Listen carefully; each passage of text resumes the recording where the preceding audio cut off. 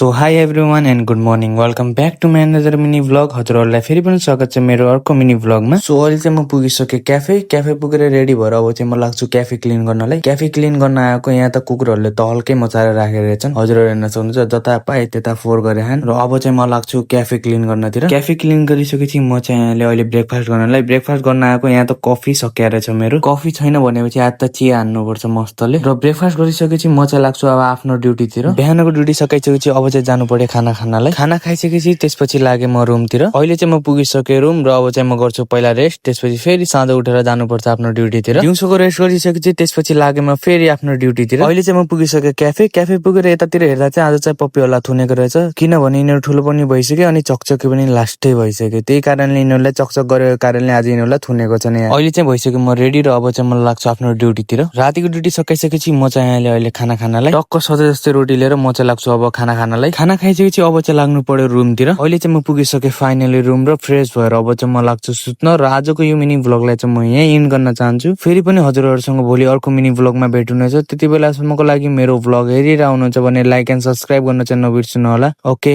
By by, good night.